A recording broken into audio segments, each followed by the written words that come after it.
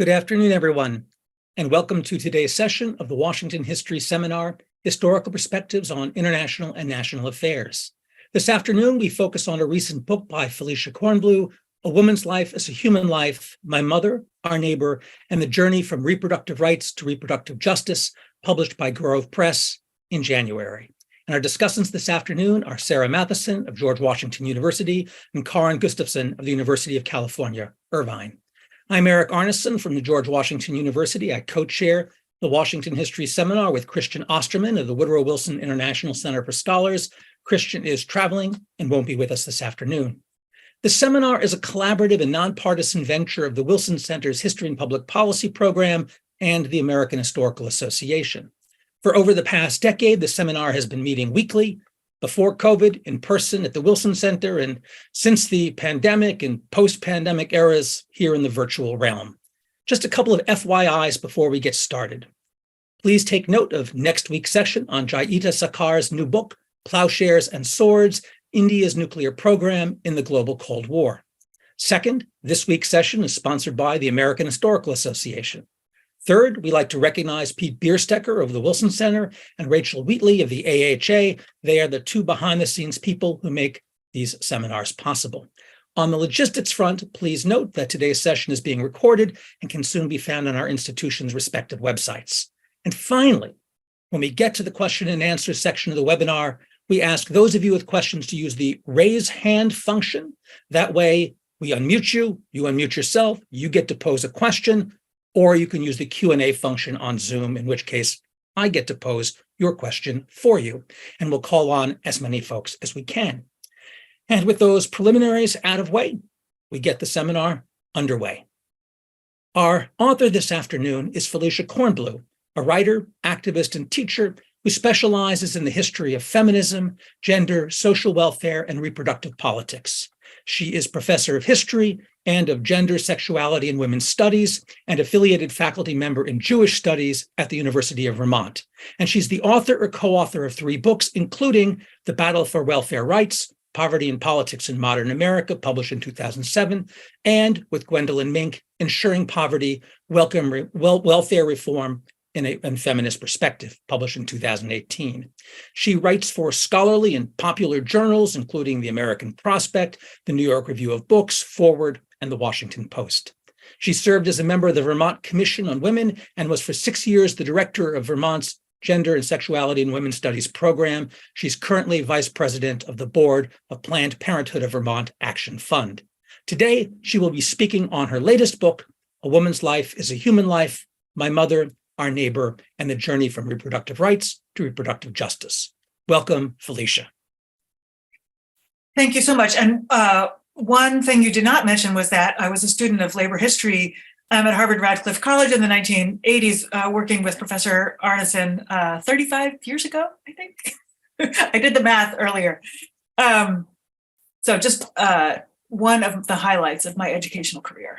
So I'm going to start by showing some slides, and I will be as quick as I can so that our commentators also have plenty of time, so that you have time to ask questions. But I did want to introduce the book briefly. So let me do that. Okay. Professor Arneson told you a little bit about me and the title of the book, so I'll just rush on to the second slide. So the project, A Woman's Life is a Human Life, and the subtitle of it is My Mother, Our Neighbor, and the Journey from Reproductive Rights to Reproductive Justice. So I just wanted to start by reviewing some terminology. So I use the language of reproductive rights, first of all. And by that, I mean, and scholars and activists in the field generally mean, reproductive rights to cover access to legal abortion and contraception, and everything that has to do with the right to refrain from childbearing. I also use the language in talking about reproductive rights of decriminalization of abortion. And the reason I talk about decriminalization, and I tell that story prior to Roe versus Wade, is because prior to the 19th century in the United States, abortion was not a crime. It was not a legislative or statutory crime. It was covered under the common law, which is the law that's inherited from England and then transformed in the United States. And under common law, abortion was not a crime before what was called quickening, the point in a pregnancy when a pregnant person could feel the fetus move or kick, or be quick, in other words, in the language of the time. Abortion became a statutory crime in the United States at different times in different states across the 19th century. But in New York, which is my major case study, it happened as part of a general revision of the state legal code in 1828, which was implemented in 1830. And it was one of the earliest states. And then what happened in the 1960s and 70s was when there was a movement to decriminalize abortion, it was explicitly a movement to undo that which had been done in the 19th century. So to decriminalize that which had been criminalized. I also use the language of reproductive justice, and generally scholars and activists talk about reproductive justice to mean all of those things, the abortion and birth control and all the things required to refrain from childbearing when that is not someone's choice, plus the things that might be necessary for someone to choose to have a child, to bear or to raise a child. And I argue that the movement against sterilization abuse in the 1970s laid the groundwork for what has been more recently called reproductive justice. The anti-sterilization movement grows by the late 70s into a movement called what they termed reproductive freedom. That was the terminology of the late 70s, early 80s. And their concept of reproductive freedom was very much the same as the contemporary agenda for reproductive justice, meaning it includes both refraining from having kids and what you might need to have kids. However, there was an important change in language that I also think has some meaning and content. And some of the people I interviewed for the book originally pointed this out to me, that the movement from freedom to justice is kind of a movement from a libertarian kind of approach, get the government out of my business, to more of a sense that that something needs to be repaired, something that was done particularly to communities of color, to working class and poor people in the past, that prevented them from having the kids and the families that they might have chosen to have, that there's an element of reparation or justice that needs to be done in the present. So I introduced two major characters in the book. I introduced many characters, but the two that the story kind of pivots around are, first of all, my mother, my late mom, Beatrice Kornbluh Braun, Esquire. She loved the Esquire part of it. She was a woman attorney from a working class background, raised by a single mom who was an immigrant. She graduated from Brooklyn Law School with no bachelor's degree in 1954.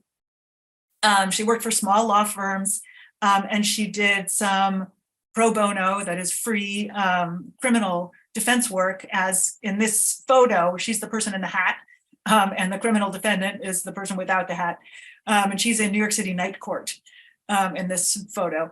And then ultimately, she worked for labor unions and made her career with the National Labor Relations Board, first in Washington, D.C., and then in the Brooklyn regional office. She was an early member of the National Organization for Women and of its first local chapter, which was the New York City chapter, founded in 1967. And importantly, was a member of the Abortion and Contraception Committee of New York Now. And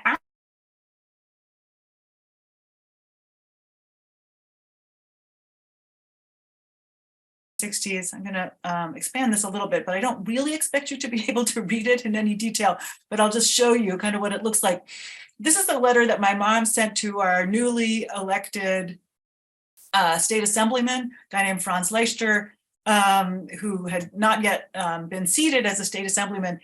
And in this letter, she's introducing to him a piece of draft legislation which would have completely removed abortion from the state legal code. So it was a proposal. It was the National Organization for Women's position that my mother was kind of representing in the letter and then in draft legislation that she produced, which would be introduced, which was about to be introduced into the state legislature in time for its January 1969 sitting, that would have completely removed all restrictions on access to abortion in the state of New York. And she makes a case to Leicester for why he should continue to support that position and not retreat and not impose any kinds of restrictions on access to abortion. What happened in New York is that my mom and the other members of NOW were not successful in their effort to pass a full decriminalization, a full removal of abortion from the state code. But what they did manage to win was still the most liberal abortion law in the United States before Roe versus Wade. And it was extremely consequential. They won free access to abortion procedures through 24 weeks, or roughly 2 trimesters of a pregnancy. And that mirrored the old common law standard of quickening. And that's usually around 24 weeks when that quickening thing happens. And it was later mirrored in Roe versus Wade, in which Justice Blackmun said that in the first 2 trimesters of a pregnancy, again, 24 weeks, pretty much, states had limited power to regulate abortion. Like they had virtually no power in the first trimester, and then the second trimester, they had kind of a limited power to regulate abortion. And very importantly, the New York law had no residency requirement. So people could and did come from every state in the United States and from other countries to New York to have safe, legal abortion procedures prior to Roe versus Wade. And I'll just say really quickly, so and there were many positive consequences. Maternal mortality overall dropped precipitously. And there were new forms of medical practice that emerged in New York in the wake of this law, including the first freestanding abortion clinics in the United States. The other key person in the story is our late neighbor, Dr. Helen Rodriguez-Trias, who lived across the hall from my family during most of the 1980s. And Rodriguez-Trias was a Puerto Rican physician whose life was in both San Juan and New York City. She was about the same age as my mom, although she was trained professionally a little bit later. She had 4 kids, and she had 3 of her kids before she went back to college and medical school. Her starting point in terms of her political orientation was as a Puerto Rican nationalist and an opponent of U.S. imperialism, an independentist. And then when she got trained as a doctor, her expertise was in neonatology, and she was very successful in that area, first in San Juan, and then she came to New York and was the head of pediatrics at Lincoln Hospital in the South Bronx, which was probably the most politicized hospital in New York, one of the most politicized in the country. It had just been taken over by the Young Lords Party, which is the Puerto Rican militant organization, roughly comparable to the Black Panther Party. And I think she learned a lot from the Young Lords as well.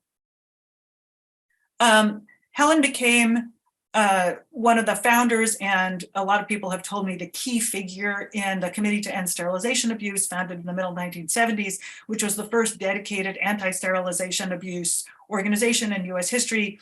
The members of the Committee to End Sterilization Abuse, or CESA, were a combination of Puerto Ricans, members of the Puerto Rican Socialist Party, which was an independentist party as well as a socialist party, operated on the mainland and in Puerto Rico. And they joined with a group of white leftist feminists. Some of them came from sectarian left backgrounds. And it was a small group, mostly composed of these 2 groups of folks. And their political effort was to link sterilization abuse in Puerto Rico with what they saw happening on the US mainland to Puerto Ricans and to other Latinas and to many other working class and poor women and women of color, in the US South, Indigenous women on reservation, Mexican origin women in Los Angeles. The mid to late 70s were kind of a time when scandals around sterilization abuse were really coming to the fore, and they went to work on trying to institute controls on all of that. And they had a series of successes. First, within the New York City Health and Hospitals Corporation, which was the public hospital system, they got the hospital system to institute new sterilization guidelines. Then they got those same guidelines to be adopted by the New York City Council. And then finally in 1978, they got the federal government under the Department of Health, Education, and Welfare to issue similar guidelines, not exactly the same, but much the same, to all healthcare facilities in the US that did business with HEW, which was basically all healthcare facilities. And interestingly, this is something I write about and have thought about a lot, their primary opposition was from the National Organization for Women and Planned Parenthood. Although New York City now, which my mom had been a member of, did change its position by the time the issue got to the New York City Council in 1976. Most of the members of CESA then in the late 70s became members of another group that was somewhat larger called the Coalition for Abortion Rights and Against Sterilization Abuse, or CARASA. Dr. Rodriguez-Trias and other CESA members were there. And then the remainder, the other people in the group, were mostly white feminists, socialist feminists. I think most of them identified as largely, not exclusively, Ashkenazic Jewish folks by background. And they were the first group that focused both on abortion access and on controlling sterilization abuse. And by the end of the 70s, they had developed this idea of what they called reproductive freedom, which was, they said, the possibility of controlling for themselves in a real and practical way, that is, free from economic, social, or legal coercion, whether and under what conditions women or people with the capacity to become pregnant will have children. So it was a very, very big agenda that they were seeking. So just a little bit about where the project came from for me and what I see as sort of the historiographic payoff. So first of all, I wanted to understand my folks, my mother especially and her role, but also my dad, who was very involved in democratic politics in the 60s and early 70s and helped my mom. He introduced my mom to this legislator that she later was, lobbying to introduce the abortion law. And I also have been, I think, really shaped by my teaching. I teach the history of feminism in the gender studies program at UVM. And for many years, I've been teaching about this concept of reproductive justice and the tension that exists in the repro movement between a somewhat narrower, a narrower approach, which I've called the reproductive rights approach, which really focuses on abortion access, and this bigger agenda of reproductive justice. So one of the things I wanted to do here was to historicize the concept of reproductive justice and the movements for reproductive justice that have existed really since the late 70s. And I also see what I'm doing here as a follow-on from my prior research, which has been mostly about social welfare and social movements and their interaction with law. And it might seem kind of different. I used to write about poverty, now I'm writing about repro issues. But really the reproductive justice approach is what links them, right? Because when we're talking about reproductive justice, we are talking about anti-poverty policy, and we're talking about people's access to the income that allows them to raise families. In terms of sources and methods, I'll just say really quickly, I used a big variety of very conventional kinds of archival sources and of kind of unconventional sources like oral history, somewhat unconventional sources like oral history interviews. And in part, I was driven to use oral histories a great deal because of COVID. And I couldn't get into some of the standard archival sources, or at least I couldn't return. Like I had done primary preliminary research in a few archival sources, and then I thought, oh, I'll go back later, and finish this work. And then there was no later. So I used a lot of oral history interviews, but it wound up being, I think, very rich for the project, and the interplay between things like Justice Blackmun's papers from the Library of Congress, which is the most kind of standard source you could use, the papers of a Supreme Court justice, and the interviews, I think, was really productive. And then last, so I think there are a lot of things, and the commentators will say what they'll say about what they see in the book. But in terms of what I was trying to do, operating within the history of women, gender, and sexuality, I really wanted to write both about the victories that these two movements or two branches of the movement enjoyed. And I think we learn a lot about how people can win very serious victories in the realm of law, policy, and politics.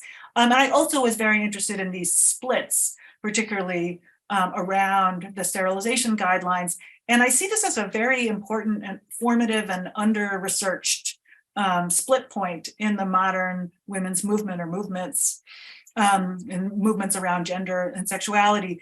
And in some ways, I see it as, as comparable to the splits that we always talk about in the 19th century after the US Civil War and the movement, what was then the woman movement, divides, over the 14th Amendment and the 15th Amendment. And there's a virtually all white branch that goes off in one direction. And there's another branch that tries to remain invested in both women's rights and Black civil rights. And I see this as a very important point, maybe almost as important as that 19th century point, and yet historians really haven't paid as much attention to it. And then I also am a socio-legal historian, and I really wanted to illuminate the ways in which society, many different kinds of social forces were shaping the law, but also that legal insiders and political and bureaucratic insiders really mattered. So I tell stories about attorneys and people who were inside the bureaucracy who had forms of knowledge and who had kind of a handle on the legal and bureaucratic grammar in a way that some of the outsiders didn't. And I think that interplay is very important to illuminate. And then last, I'll say I see what I'm doing as in some ways a socio-legal history of constitutional law. If we're paying close attention to Roe versus Wade for obvious reasons. And I kind of end the book with Harris versus McRae, which was the US Supreme Court case of 1980 that affirms the Hyde Amendment, which deprives states of federal Medicaid funds for abortion. And I don't think we do this enough. We don't bring our social history sources and perspectives to the study of high constitutional law. I'm not alone in doing this, but I still think that there's a lot more that we can do, and I want to model some of that, and I want to invite people who have social history chops where they can to wade into constitutional law study and constitutional law debates. So with that, I will stop. Thank you very much, Felicia. I think we have a lot to talk about. Our first discussant this afternoon is Sarah Matheson, who's an assistant professor of history and women and gender and sexuality studies at George Washington University. Her first book, Reproduction Reconceived, Family Making and the Limits of Choice After Roe v. Wade, was published by the University of California Press in 2021, and it received the Sarah A. Whaley Prize for Best Monograph on Gender and Labor from the National Women's Studies Association last year. Her current research project traces the persistence of self-managed or home abortion practices after Roe. She's published widely in journals such as Science, the Journal of Women in Culture and Society, Feminist Review, the Boston Review, The Nation, the Chronicle of Higher Education, and Inside Higher Ed. And she is also, I should note, an award-winning teacher at GW. Sarah, welcome to the seminar. Thank you for that very generous introduction, Eric. And I just want to thank you and also Christian Osterman for inviting me to comment on this fabulous book, and to Rachel Wheatley for all of your help in making the event happen. So it's really my immense, genuine pleasure to be here to talk about Felicia's important new book, A Woman's Life is a Human Life. For as long as I have been a student of your work, I have also been a huge admirer. So I really am just excited to celebrate the arrival of your latest contribution and to thank you in person for this book. And I'll also note that it's doubly exciting to offer comments alongside Karen Gustafson. Both of you have really shaped my thinking about the politics of welfare and poverty immensely. So just have a lot of gratitude for being here in the Zoom room right now. There are a lot of things that I want to say about the book, but I know I only have 10 minutes. So I have tried to limit my observations to two things that circulate around the theme of what this history teaches us about power, how to build it, how to wield it, and sometimes even how to lose it. So I'll refrain from kind of summarizing the three major overlapping histories that this book tells because of that very thorough presentation that we just received. But I wanted to start by just giving anyone in the Zoom room who hasn't read the book a sense of the work required to weave these three movements together.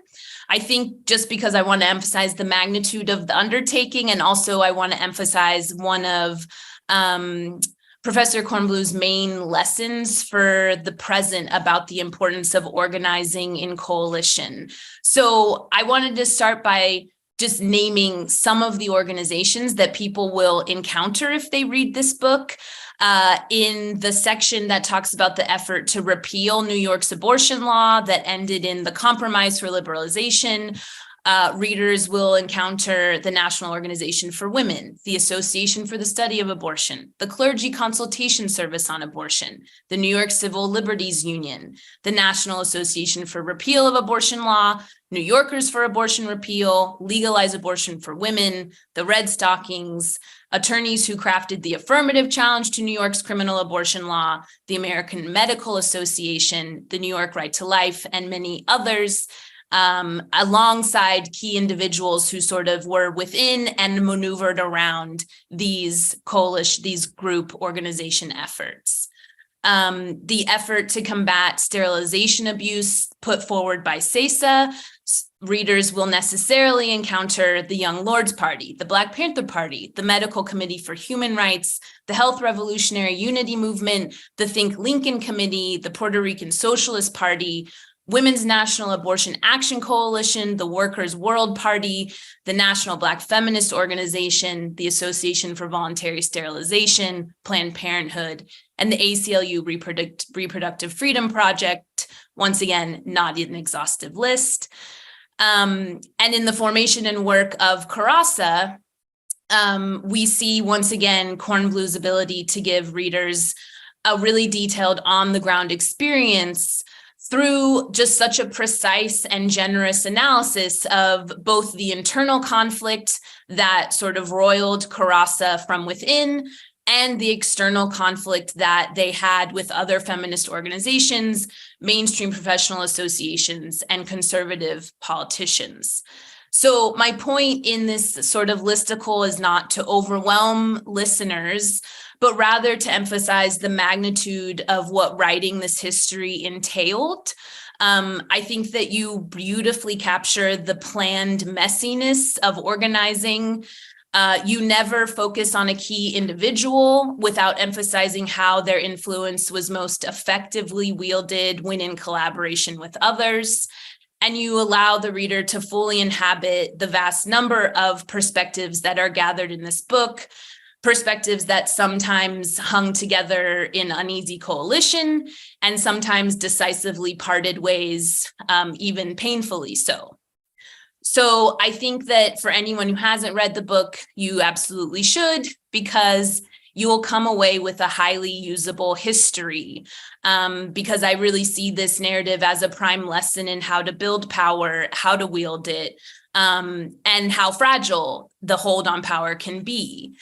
It's a history that painstakingly demonstrates how every action matters, from the women who sought abortions before Roe, despite the health and legal risks, to the activists who disrupted business as usual with direct action, to the politicians who sacrificed their political careers in order to vote their conscience, as well as the ones who traded in their principles for personal gain. So that's sort of the first kind of observation about power that I think also echoes what we saw in the presentation. My next one admittedly comes from where my own head is at, given a new project on the history of home abortion after Roe that I'm working on. But throughout the reading, I repeatedly noted the role of the medical establishment in fights to expand reproductive freedom in both the directions you chart, as you discuss, the right to have a child and the right not to have a child. You should correct me if I'm wrong in this assessment, but I think it's fair to say that with the exception of radical physicians at Lincoln Hospital, like one of your main characters, as well as the small number of physicians willing to perform abortions at what you describe as the edges of or in defiance of the law, the medical establishment was not a super friendly stakeholder in the fights that you chart. You point out, for example, that the vast majority of physicians managed to live with the harm of illegal abortions that women were forced to seek out before New York liberalized its law. You highlight how physicians opposed liberalization efforts due to their opposition to abortion out of a commitment to the fetal rights. Of course, we meet the physicians who coerced or forced sterilizations on their patients. You highlight how community control boards of New York City hospitals were really the thing that got sterilization guidelines implemented when doctors working in those hospitals opposed them. And you emphasize the power struggle over actually implementing New York State new abortion law, with things like the State Medical Society issuing guidance to doctors that classified abortion after 20 weeks as akin to infanticide. So, in thinking about all of these examples, I was struck by something you say that I think was very provocative in the epilogue, which is that you still don't fully understand how the grassroots history your book details has been erased from our popular memory. And I'm eager to hear any theories you have about why that might be. But to that observation, I might add that the history of the medical establishment's opposition to democratizing access to reproductive health care also seems to have been forgotten as part of this. I couldn't help but think of the work that Lynn Paltrow and Jean Flavin have done for pregnancy justice, looking at the criminalization of pregnant people for a variety of pregnancy outcomes since Roe. And what their research has found is that by far the most common way pregnant people come to the attention of law enforcement is through a medical provider. I've also been thinking about the current struggle over medication abortion and calls from some corners of the abortion rights movement to demedicalize medication abortion entirely, as well as the networks of ordinary people who are mailing medication abortion to states where it's highly restricted, who I kind of see as, in effect, making that demand a reality. And I thought of your beautiful description of the clergy consultation service that I love so much. Quote, sometimes the best way to change a law is to leave it alone and apply pressure by defying unjust laws. So I'm curious how you think it might be useful for activists to remember which side of history the medical establishment chose in these fights, as well as how you think about what its current role could be in our ongoing struggle for reproductive justice in the present. I'll wrap up with just one last question, which is, I'm also really curious to hear how the history you've given us might shift our kind of collective understanding about what Roe represents. So I think that the movement you trace with sort of reform versus repeal prior to Roe and the battle in New York is so valuable because I don't think people are familiar with that distinction at all, even if they also kind of have a general understanding that Roe was a feminist victory. And something I've been trying to think through is, why does Roe get that association when, as you show, the repeal movement didn't ultimately succeed? You say in the epilogue that the Supreme Court didn't give us our rights and it won't save us now. And I certainly couldn't agree more. And yet I also think decades of the abortion debate and directives to defend Roe have really disciplined our political imaginations when it comes to the horizon of abortion rights in the US.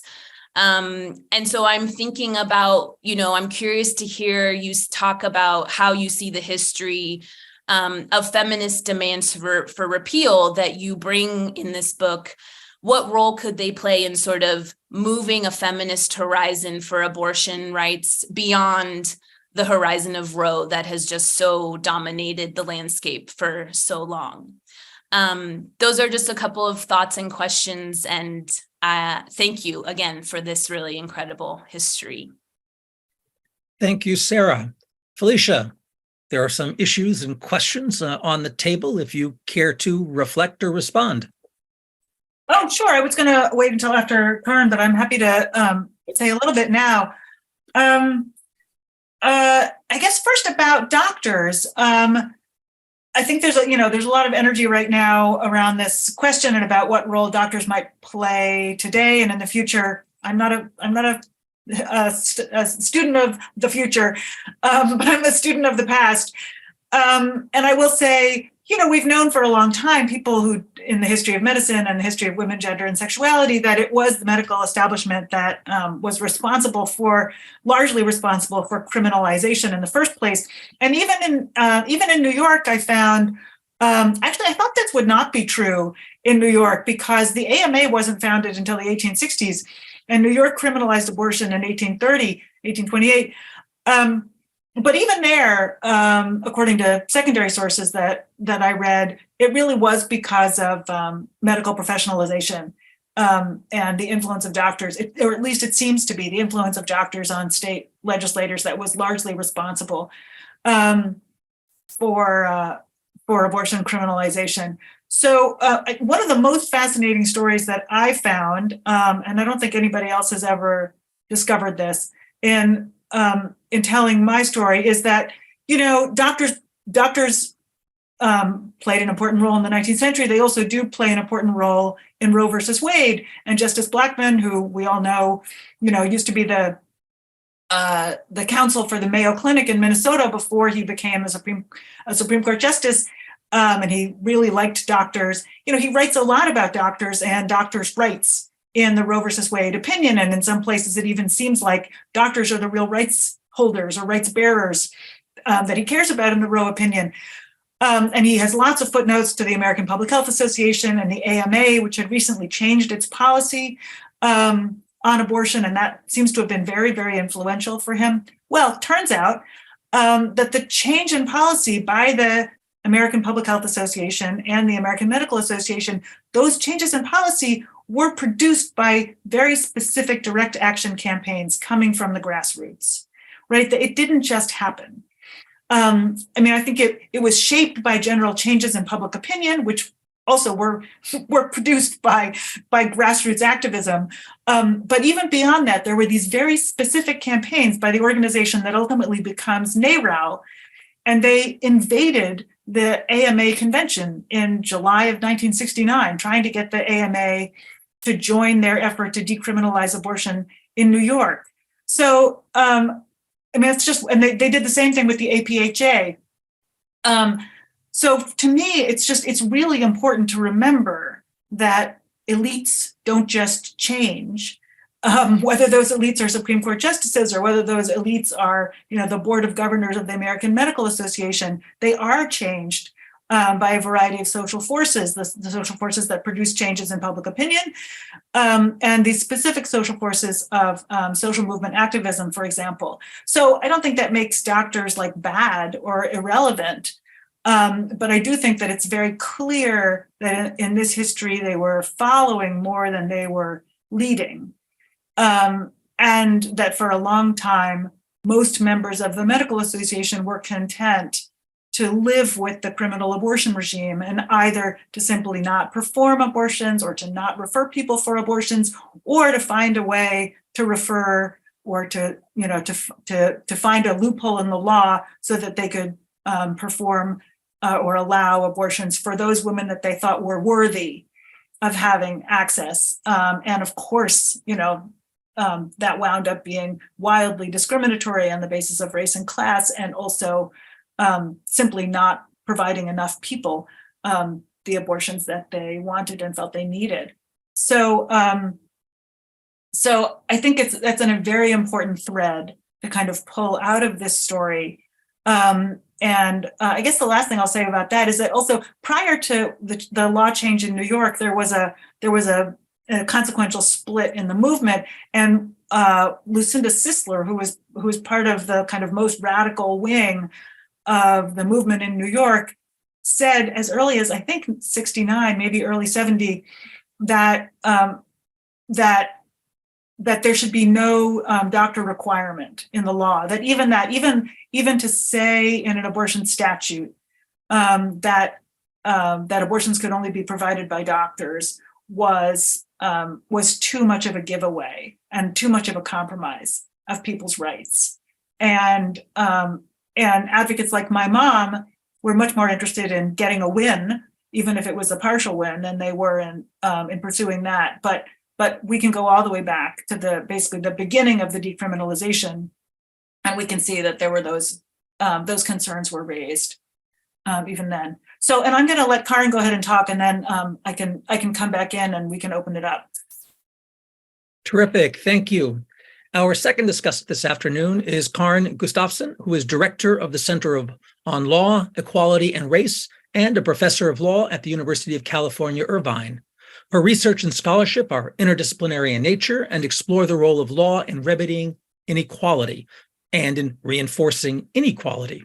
Her research over the last decade focused on the expanding administrative overlap between the welfare and criminal justice systems, as well as the experiences of those individuals and families caught in those systems. Her current research explores the history of law in regulating African-American families and in regulating labor among poor people of various ethnic backgrounds. Karin, welcome to the seminar. Thank you so much for inviting me. It's a pleasure to read another of Felicia Kornbluh's books. And I heard Felicia give a taste of this book last summer at Law and Society. And so it was really a delight to read the finished product. While I'm a member of the American Historical Association, I'm not a historian, so my comments come from the perspective of a legal scholar. And I found that reading this book this semester was a pleasure, and I've mentioned it a couple times in class. The week before last, I taught a class on the history of sterilization of people of color in California. And it was nice to bring in perspectives about parallel things going on in New York. And today I taught a class on the convergence of public anxieties about overpopulation, pollution and environmental degradation, and Mexican immigration. And I think this book had me thinking hard about all of the processes and interest groups and how problems get framed. So thank you, Felicia, very much for this book. I thought I would highlight 3 things. And of course, when I'm reading a book, I'm thinking about how can I discuss this with students and specifically law students. And I think one of the big contributions for me was the details, the great details offered about movement building and the difficulties of building solidarities among communities with divergent interests and different concerns. And this book so well highlighted the tensions within the movements for women's well-being and particularly reproductive well-being. And it especially highlighted the racial, ethnic, and economic divides in experiences, perspectives, and interests.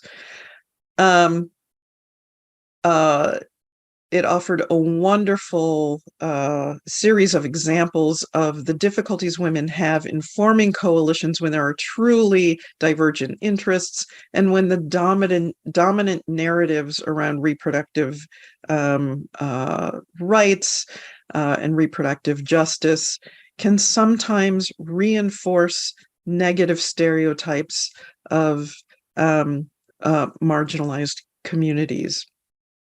And I think we see in the book some of the ways that the interests of white working women came to overshadow the interests of women of color in the movement. Over time, the movement seemed to be singularly focused on abortion as a reproductive rights issue, and certainly it was and remains a central interest. But for those women of color, especially Puerto Rican women in New York, who were experiencing coerced sterilizations and difficulties accessing dignified and just basic medical care, it becomes clear that the interests don't always converge. The second thing I think this book is particularly good at doing is highlighting the difficulties, and as Sarah mentioned, the messiness of legislation and litigation. And for that reason, I think it's a great book for law students. And the many backstories about legislating in California, pushing for and thinking about federal legislation, and the difficulties of appealing to all of the parties involved are really important contributions. The dynamics behind two things: the statutory legalization of abortion in New York and the Abramowitz case, I think were key in shifting legal thinking about abortion in the entire nation. And I liked the way the book highlighted how important New York was and how important New York activists were to the push for abortion rights in the United States. I think the third contribution, major contribution of this book, is it offers non-abstract details about white privilege in movement work. And often when conversations turn to white privilege, people say, "Oh, that's so abstract. I don't even know what that means. How is their white privilege?" But here, I think the framing of the narratives to exclude some of the most important issues for women of color, sovereignty over their own bodies, access to adequate health care,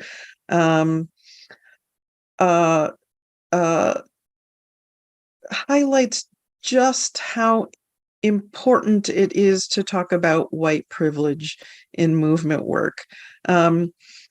Felicia's earlier reference to NOW and Planned Parenthood, originally opposing sterilization reforms, parallels, I think, more recent efforts for legal change. And I'm thinking about fights about the family cap and welfare policies in states, and the reluctance of mainstream feminist organizations to take a position on policies that mainly affect the childbearing opportunities of low-income women of color. All of these are issues that are ripe today, and I think the book offers a wonderful opportunity to highlight the parallels between efforts during the abortion rights struggle and more recent struggles in the reproductive justice movement.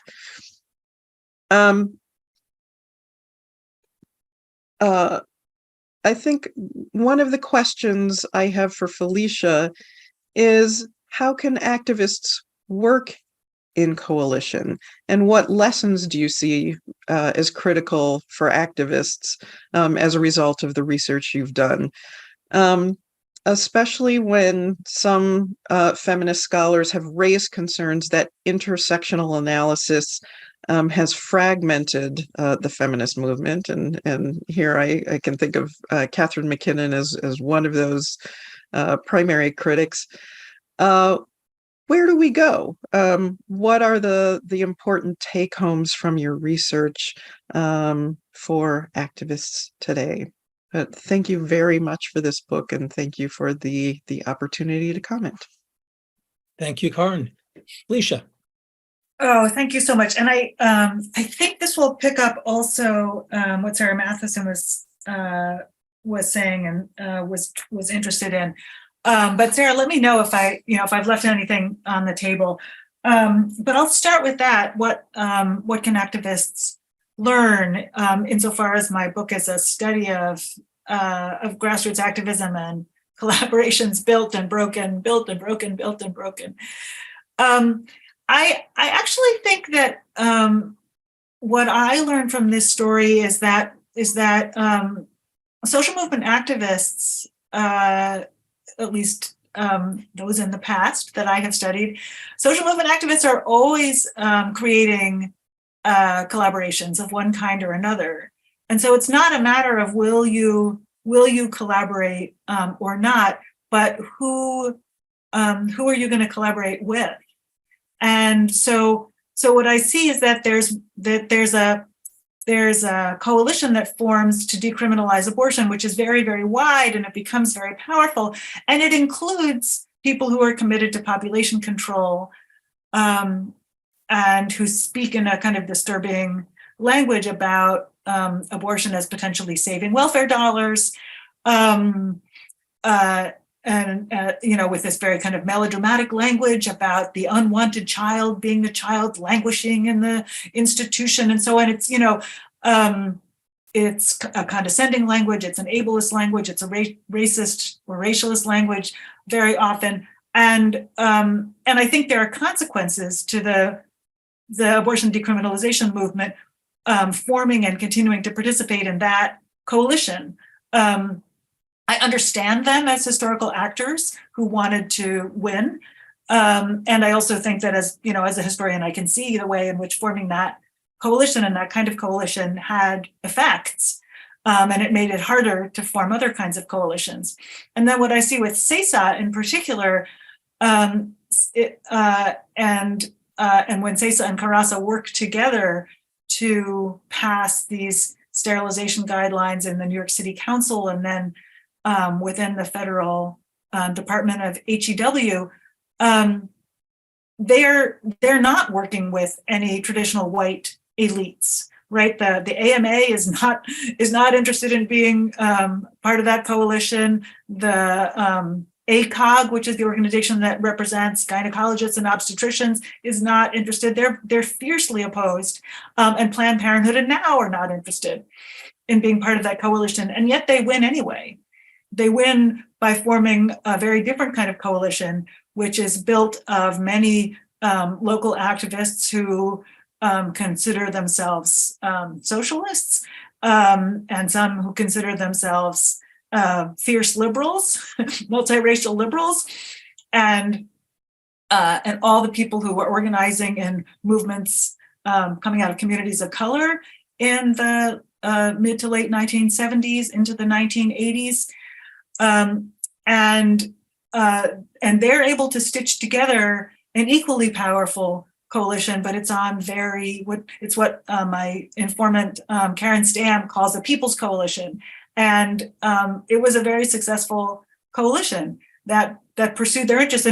And what Karen Stam thought was that it was precisely because they were talking about sterilization abuse as the lead issue that they were talking about, which was almost never a problem for white middle-class people, certainly not white middle-class married people with good health insurance. But it was a problem that basically everybody who wasn't in that category knew about and cared about, right?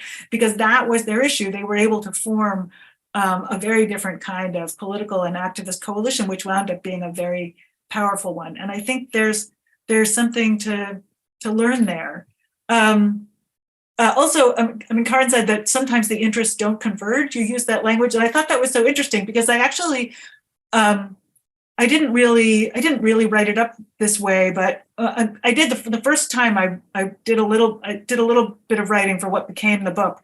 I used Derek Bell's idea of interest convergence a lot, and I've thought a lot in the last 5 or 6 years about the degree to which the movement to decriminalize abortion was kind of an example of interest convergence, the way Bell describes it, and he basically says that all of these great landmark Supreme Court decisions, are propelled by a coalition of interests, some of which are sort of invidious interests, and that's.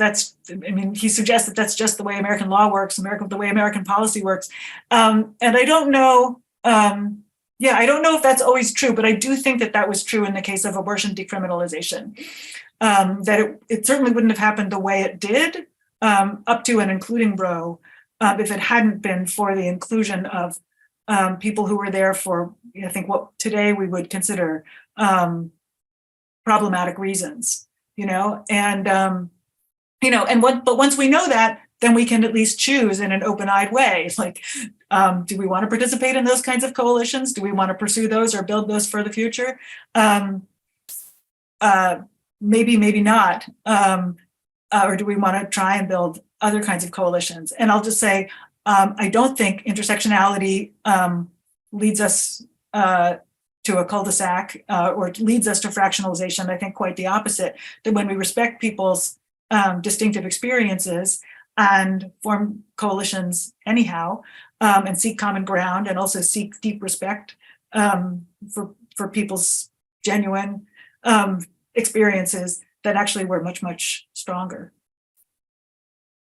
Thank you. Yeah. Now is the time we open it up.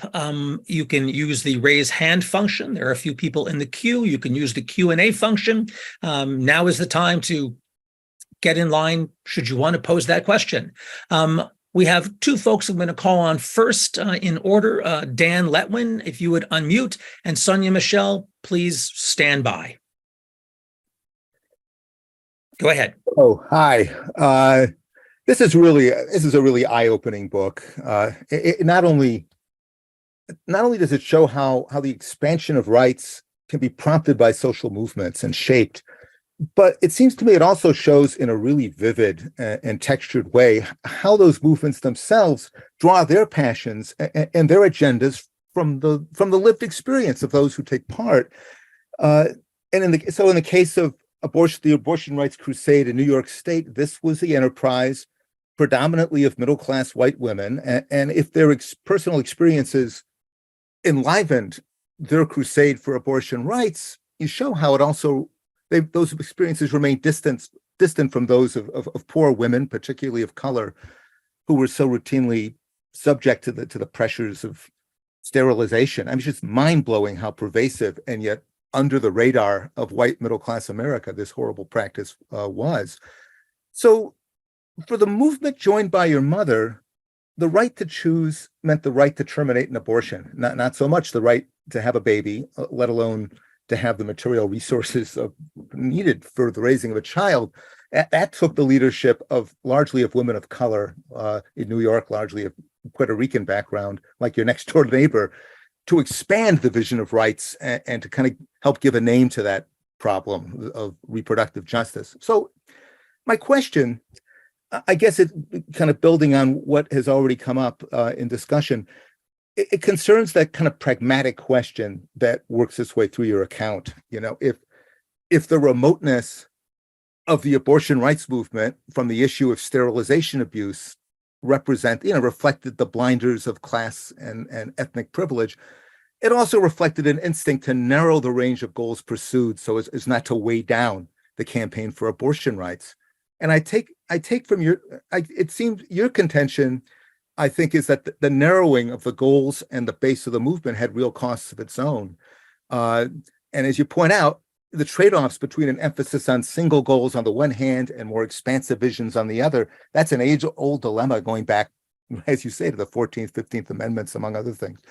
I just wonder if there are any instances in which you find yourself thinking that in this case, narrower strikes you as the wider course, if that makes sense, as we think about lessons for the present difficult times we live in today. I'll leave it at that. Thank you. Thanks. Felicia. Yeah, thank you. Well, I mean, first of all, I don't want to diminish the struggle to decriminalize abortion, right? I write a lot about it in great detail, in part because that in itself, I mean, even with the convergence of certain interests, and even with a problematic coalition, it was really hard, and it was extremely consequential, not just for white people, just as Roe versus Wade also was extremely consequential. So I don't mean to diminish either the kind of the fierceness of the struggle or the difficulty or the magnitude of that victory. Even as I also want to say, I mean, you put it very well, like that there were costs, right, to building a coalition in that way. I also think that the effort to control sterilization abuse and to institute new guidelines, it was itself initially a single issue campaign. The CESA people, they were advocates of abortion rights, but they were organizing immediately after Roe, before the Hyde Amendment, and in the shadow of the scandal over the Ralph sisters, these two Black girls, ages 12 and 14, who were sterilized without their mother's consent, right? And they started out just talking about sterilization abuse. And then that grew by the late 70s with Carassa into a wider demand for reproductive freedom. But they maintained that strong emphasis on sterilization abuse as a problem and as something that they could really address, right? And I think that was very important, right? It can be important to have a real fixed, narrow, if you want to call it that, goal, and then to understand, thinking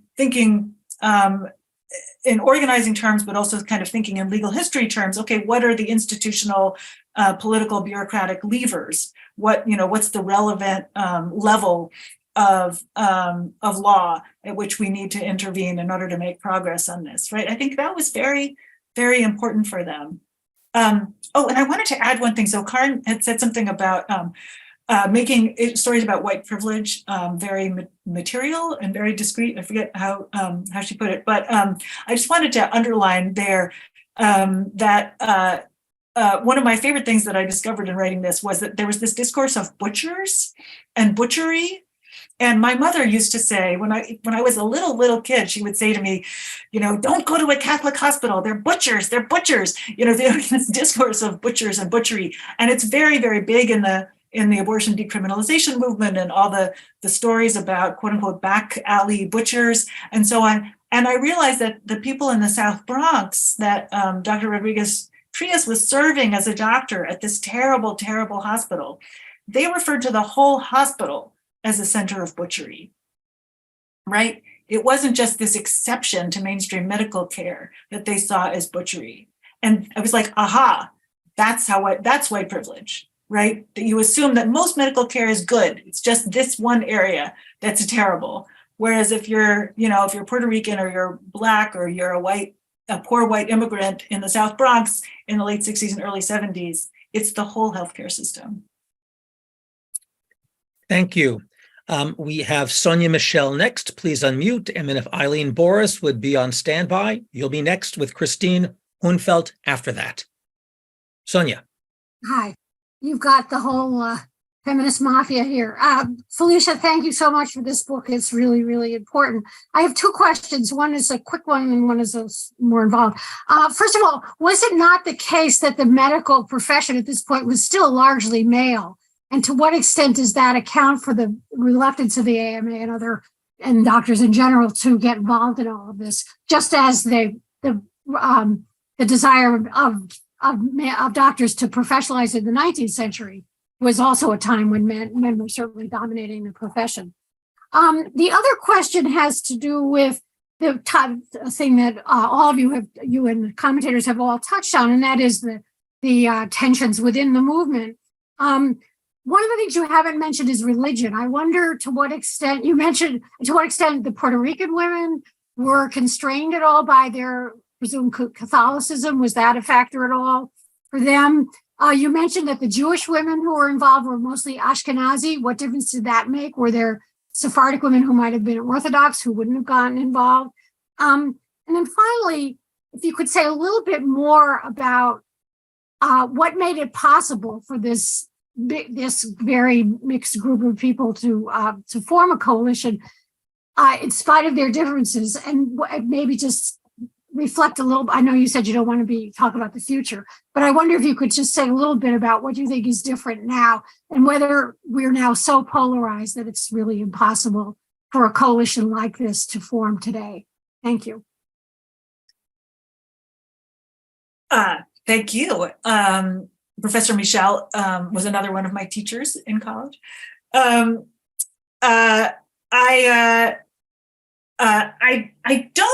don't think that the problem with the AMA and with elite medicine was just that most doctors were male. We do have this kind of funny pattern that historians of medicine have found, that it was actually the small number of women doctors who often were the fiercest in prosecuting abortionists, precisely because they had an ambiguous position within the profession, and they were policing the boundaries and going after midwives or other non-professional practitioners who were providing usually safe abortions. It might be different today. In terms of religion, I think there are a lot of interesting religion stories. The Puerto Rican folks that I'm writing about, the activists, were not practicing Catholics. They're atheist socialists, and so far as I know, that was true of Rodriguez Trias.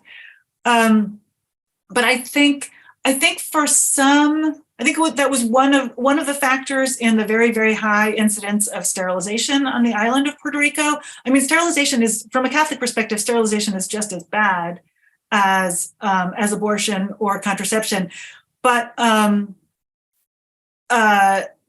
it's a procedure that happens once, so you don't have to be, thinking about contraception over and over again, and that seems to have played a role. But it was also true that abortion was still illegal in Puerto Rico, even though sterilization had been legalized, and the government of Puerto Rico and the U.S. government really promoted sterilization as a primary form of contraception. And this was in the wake of these very problematic birth control experiments. The early pill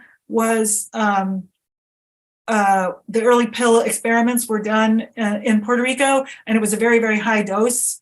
The hormone levels were very high, and people got really sick. And so the pill had a very bad reputation in Puerto Rico. So there were a lot of factors that went into the fact, and then there was straight up coercion.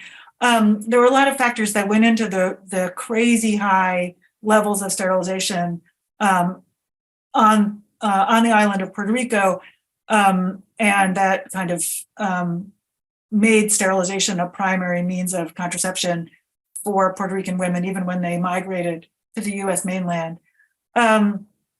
And the only other thing I'll say about religion, well, I don't know about Sephardic Jewish women. There just weren't that many of them in New York in this period. There were two generations of Ashkenazic Jewish women, sort of the 1880 to 1920 generation, Eastern European, and then there were some whose parents were Holocaust survivors or pre-Holocaust survivors who had fled, refugees. Most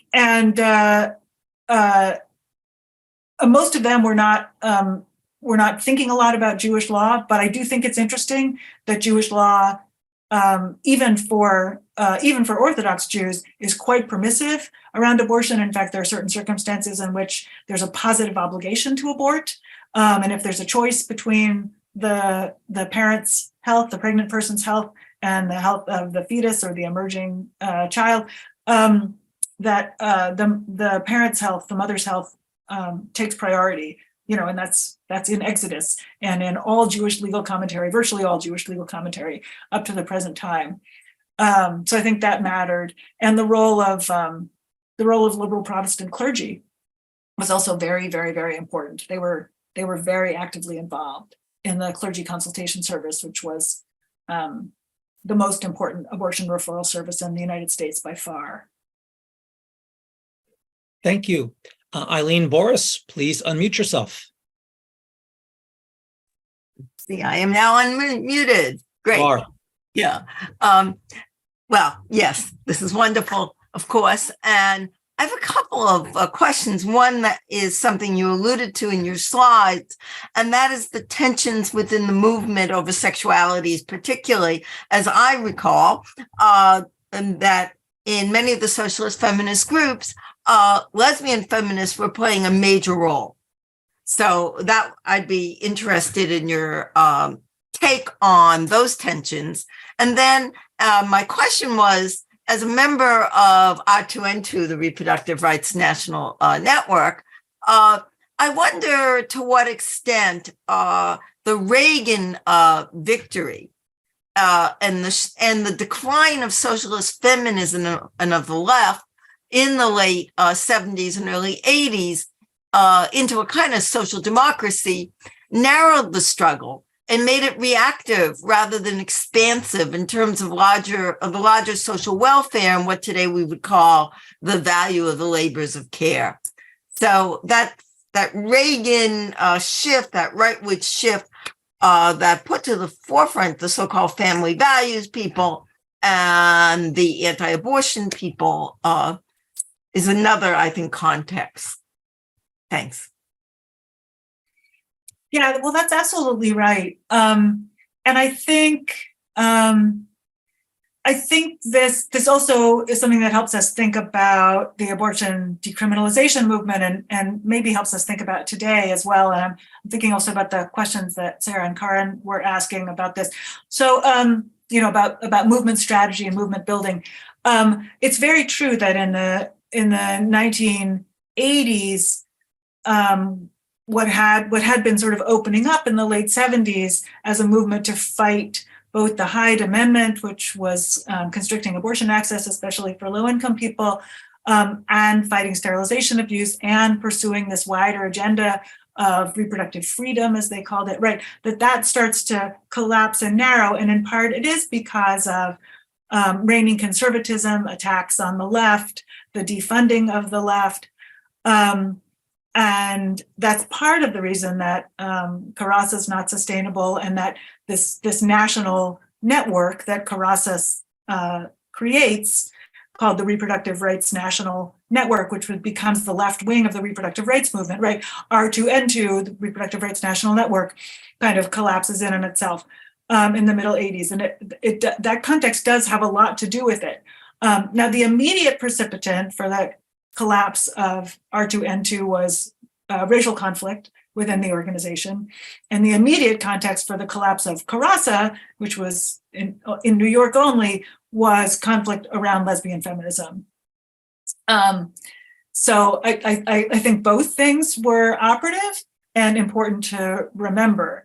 But just to say about the context issue, I think part of what this history teaches is that, of course, when social movements encounter, these difficult times, like the time we're having now, they retreat and they try and focus on that which is winnable or that which is maintainable, that which they think they won't lose or can't lose. And in the abortion struggle, that just became, more and more narrowly a focus on saving Roe, retaining Roe. And as Sarah Matheson was saying, Roe then becomes overwhelmingly the standard. And people forget that there ever was a demand beyond Roe, and that Roe itself was a compromise that reflected the compromise they made in New York, right? And similarly with Carasa and R2N2 that I talk about at the end of the book, right? they're operating inside of the U.S. left, and the U.S. left is pulling back, and there's a lot of conversation even among liberals and among Democrats and among people of the left about how, you know, maybe we could give a little on the quote unquote family values side of things vis-a-vis the Reagan administration, and we could preserve some of the other things we care about in terms of anti-poverty. You know, it's completely wrong from my perspective. And from the perspective of some of the people I write about, like Sarah Schulman. However, that was what many people believed at the time. Yeah, and I think that does teach us about the tendency of social movements in difficult times, and maybe it teaches us that it's important to fight against that. Like, for example, today, to not set our sights on abortion only politics if what we're really committed to is a wider agenda than that. Thank you. Christine Hunfeld, if you would unmute. I will do so. Thank you so much, Eric, and thank you so much for all these wonderful and in-depth presentations. I have a couple of thoughts that I would like to add. And one concept I like very much is what Sarah used, the planned messiness of the whole situation. And in more concrete terms, do you see any influence of genetics and DNA research in terms of abortion, in terms of contraception, and in terms of sterilization? Because at the end, with more genetic insights, I mean, sterilization that is imposed both on men and women can have voluntary dimensions, but also imposed dimensions. And here I'm thinking about the Yanomamo under Chagnon's lens, no, in the Amazon basin. And the second thing is in how far abortion traditions are part of a mechanism of resistance. And what I have in mind here is the abortion by slave women in the United States and in Latin America and elsewhere, because they didn't want their children to become slaves. No, as you know, the slavery was inherited through the womb. And in doing abortion and using traditional herbs and strategies that were imported from Africa makes abortion thing. What's up the audio? Sorry for that. So, I have found several cases in which slave women, Black women, and Latino women in part, used the argument in front of the judges and asking them, how is it possible that a white man's child can actually be a slave? And this is more than just talking about abortion. It's a social critique and a social questioning, and it's an opening, no, of on a daily basis, no, in the judges' rooms of questioning what the system was all about. And this all happened, and I'm talking here about the mid-19th century in particular, before it was reproduction issues. A set of reproduction was biologically fully known, how reproduction actually worked. And as far as I know, it was the first time that the reproduction process was understood with frogs in the natural sciences. So I was wondering, in summary, no, how genetic recent research is informing our discussions, and also how much of the discussion is a questioning of the system as such.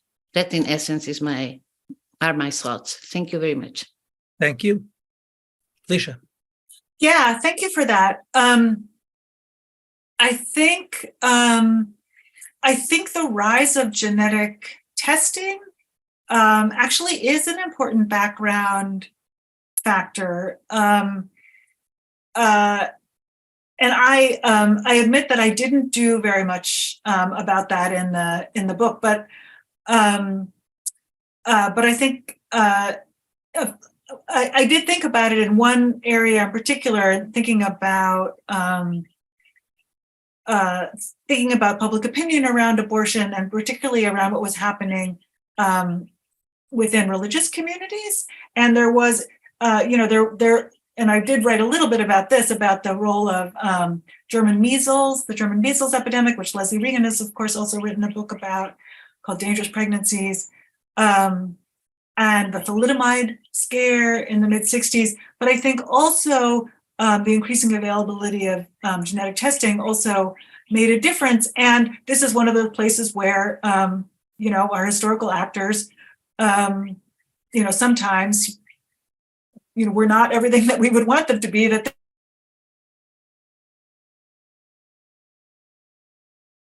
to choose abortion, but sometimes they would say, because, if you have a, if your genetic test reveals that your child is going to be disabled in one way or another, that would be a life not worth living. And that would be a tragedy for the parent and the child alike. And I found this rabbi who was one of the early supporters of legal abortion, one of the earliest clergy in the United States, who was vocally and openly supporting abortion rights. And I was all ready to make him a hero in the story. And then he says all these things about how, no parent could love a deformed child and stuff like that. So very problematic. For American Jews, for Ashkenazi Jews, actually, the disease, the Tay-Sachs tracer is discovered in the middle to late 1960s, and that becomes one reason that in the Jewish community, aside from this long history of Jewish law, in the late 60s in particular, there's an increasing emphasis on allowing abortion in the case of what they called fetal deformities. So I think that is one of the background factors that's operating, although I haven't really charted it out. And I think, there are probably historians of medicine who've done a much better job of that.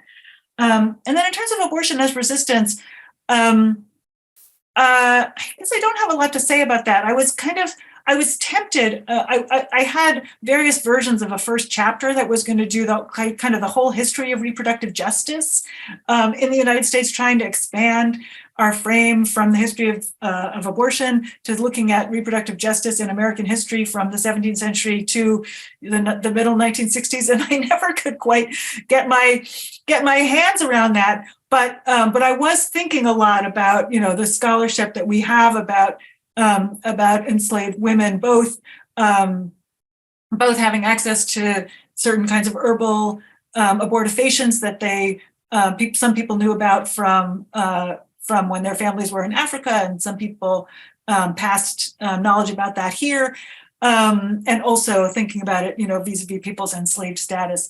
But that proved to be too much for me. Someone else should definitely write that book, though. Thank you. So I'm going to take this opportunity to get in one of many questions I have, but I'll restrict it to one concept.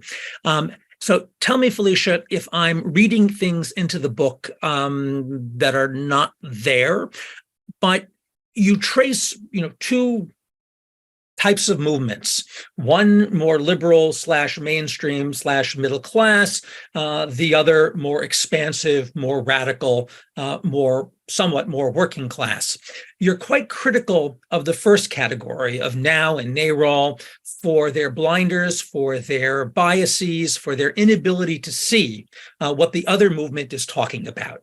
The other movement, on the other hand, is, and you describe this, quite effectively in the book, is divided over all sorts of things.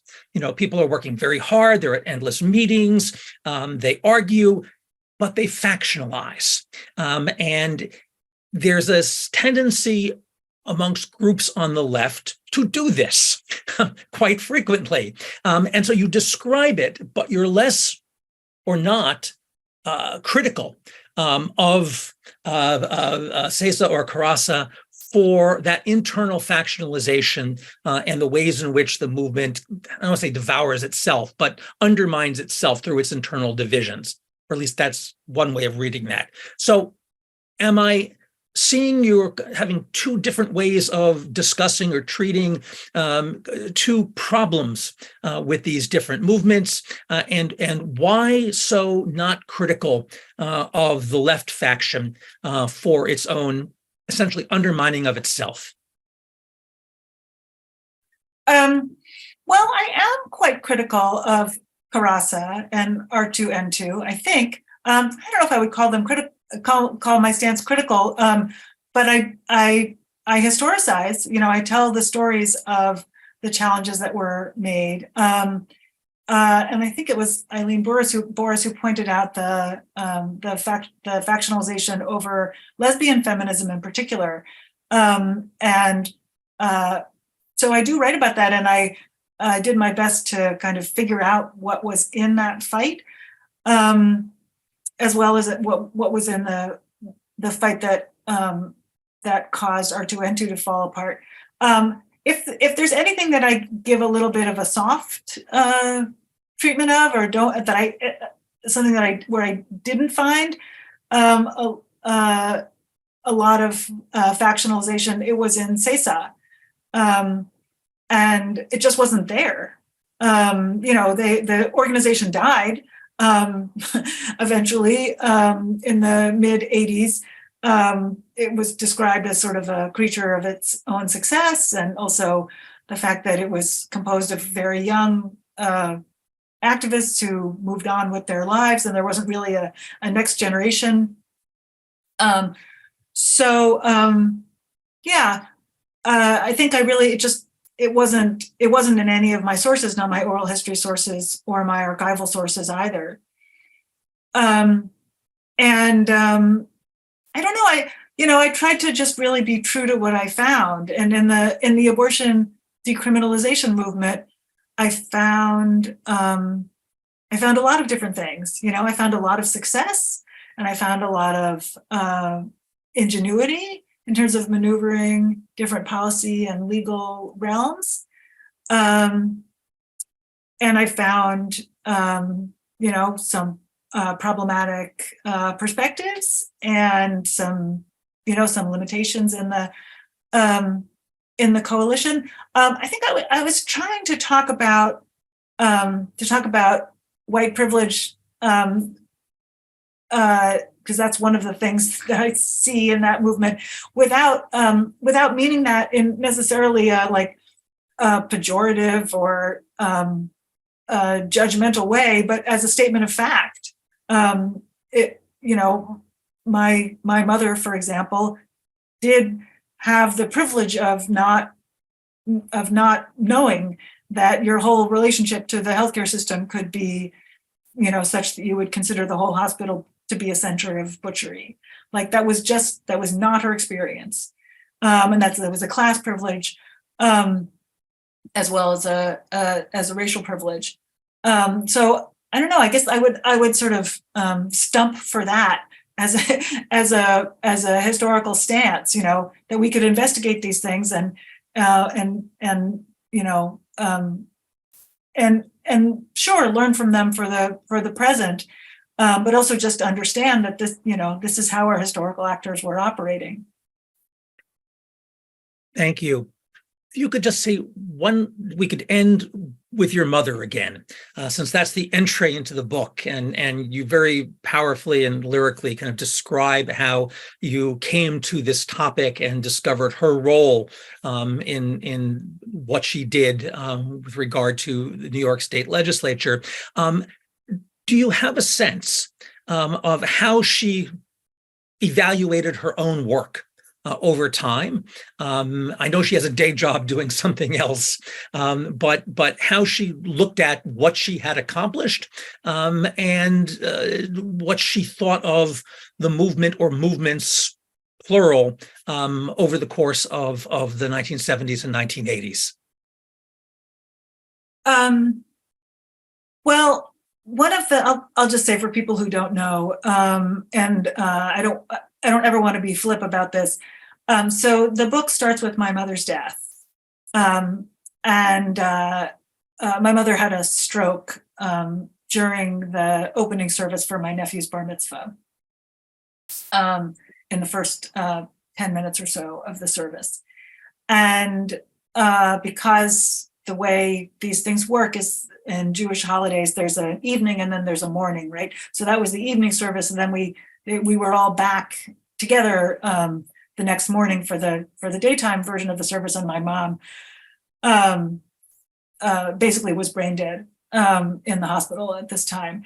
And so I learned about, I started to learn about her role in the decriminalization of abortion from a conversation that my sister and my dad had while we were sitting there in synagogue during this crazy, tense, grief-filled morning.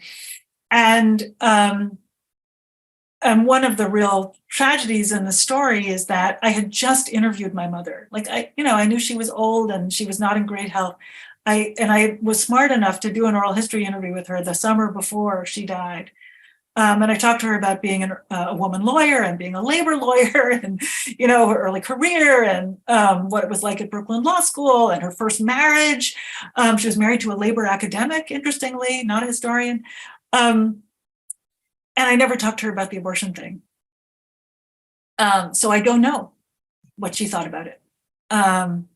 She never talked about it. My dad sometimes would say, that law that legalized abortion in New York, that was written in our living room. And I don't know why. I never asked the follow-up question, what the hell are you talking about? And I don't know why I didn't ask my mom, but I just didn't. I think my mother was sort of caught between feminist generations. And as a woman with a professional job that she had fought so hard to get, she felt like as a mother of 3 children and a lawyer, she felt like she was always doing it wrong. She was doing the mothering wrong and she was doing the lawyering wrong, and she didn't achieve everything she wanted to achieve as a lawyer. And so then maybe that made her sort of discount some of the really important stuff that she did very early in her career. That's sort of my theory about it. And it makes me sad. I like to think that like doing that interview with her and like really doing my best to acknowledge and honor at least a little bit that I knew about what she had done as a pioneering woman lawyer and a labor lawyer, that was that was a nice acknowledgement for her. But I just never talked to her about the abortion stuff. Thank you. And I unfortunately have to draw this to a close. There's a lot more in this book. We've only scratched the surface of some of the many stories that Felicia tells us. So my thanks to Felicia, Sarah, and Karn, as well as those of you in the audience. Please join us next week on Monday, April 24th at 4 p.m. Eastern Time for a discussion of Plowshares and Swords, India's Nuclear Program and the Global Cold War with author Jayita Sarkar. Thanks for joining us today. Hope you can join us next week. Good night. Take care.